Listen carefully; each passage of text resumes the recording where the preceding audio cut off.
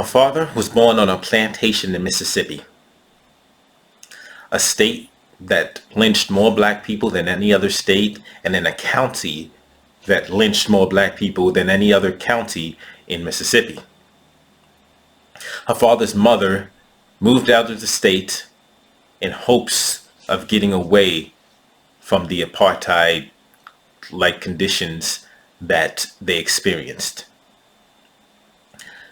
Unfortunately, even after moving up north, her father's mother found that Jim Crow didn't only exist in the South. Her father, at age 17, joined the Army, and when she was growing up, despite all he had experienced, all he had seen of the treatment of black people in this country, he still flew a flag in their front yard constantly. This is the 1619 project that was written by Nikole Hannah-Jones. It's a very ambitious project that discusses the history of black people on this continent. It starts in 1619 with the arrival of the first slaves to Jamestown, and continues through the struggle past slavery in discussing so many of the obstacles that were met by black people within America as they try to achieve freedom, equality, justice. And I think it's a very critical piece. I think it's a really critical project because that is something, so black history should exist beyond, especially in the black households, it should exist beyond February. Like in black houses, we shouldn't wait till February to start teaching our kids black history. And in dealing with the history of black people in America, I think it's critical in helping us understand where we are and how to keep advancing. Even now, there are so many black people that don't fully understand. They will say the word slavery, not knowing and not appreciating when it began, and that how even after slavery, and let's use air quotes with that, slavery officially ended, and I say officially ended because let's just assume that the 13th Amendment actually abolished slavery. It doesn't. So even after slavery was purportedly ended, all of the obstacles that were created, they didn't just exist. They were created to stop the advancement of black people, to turn back the progress of black people. And that's why the 1619 Project, I think, is a really important undertaking. And I mean, it's just so many things, interesting things she discusses within it that should be common knowledge to every black child in America. Unfortunately, it's not.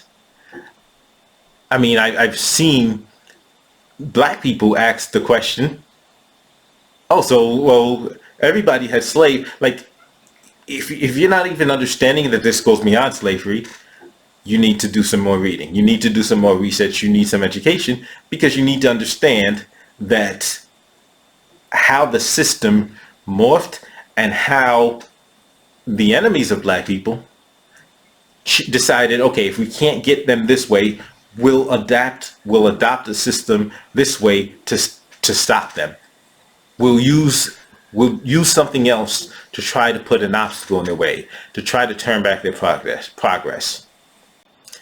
Even if we look at the word slavery itself, I like how our essay distinguishes the chattel slavery that black people were subject to in America, and how it extended beyond, like it was inheritable, like she says, it extended just beyond the person for a specific period of time.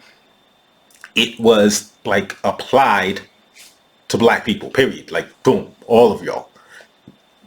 It applied to the children of slaves. Like, wow.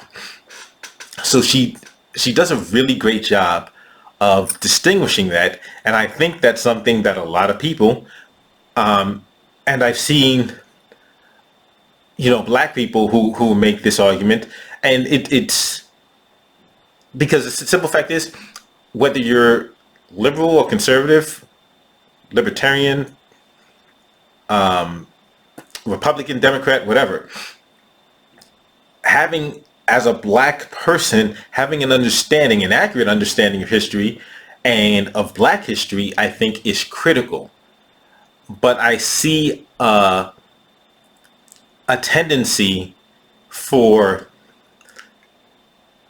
people to their history is colored by their affiliations. So being able to distinguish it, I think, is critical, regardless of what ideology or political party a person is aligned with, and she does a really good job of discussing some of these issues, and just like contrasting the fight for the principles that America claimed to stand for,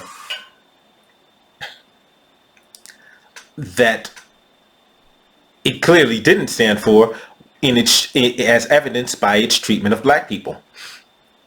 I like how she talks about Reconstruction. I think that's very interesting, and these are things that definitely topics I want to get into later. I want to discuss, period. But also I will be discussing them later on in the month. She talks about how public education in the South didn't exist, and how black legislators pushed for it so that black children now had access to public education, but also poor white kids now had access to public education.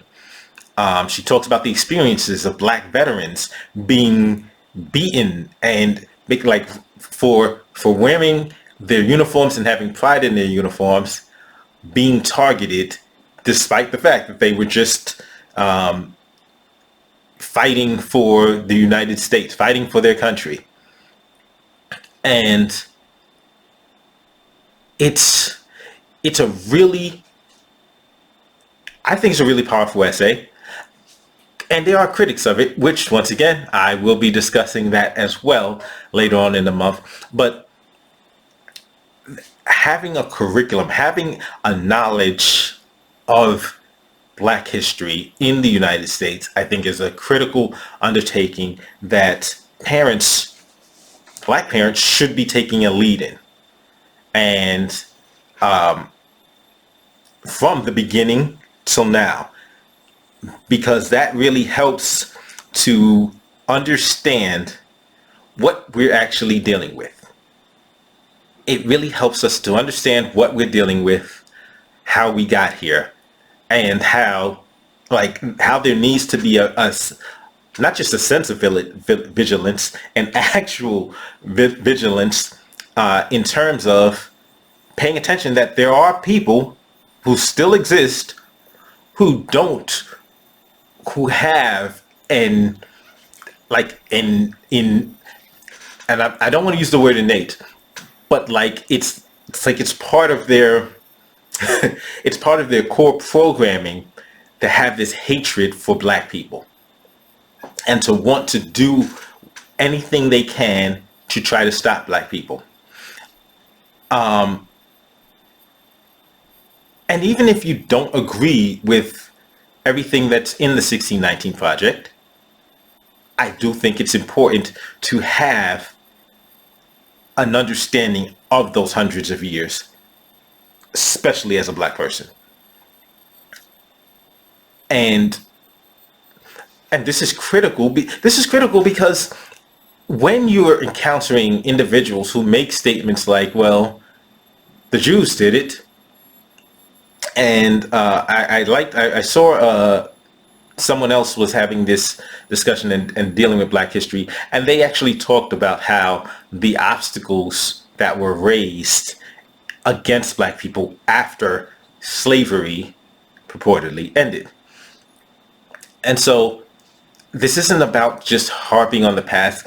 This is about being knowledgeable, because I'm seeing individuals who, and particularly Black individuals who lean towards the right, not fully understanding, and let me use the word, not appearing to fully understand and appreciate the totality of Black history. So, like, for just off the rip, I encourage, if you are a Black conservative, I encourage you to read the 1619 Project.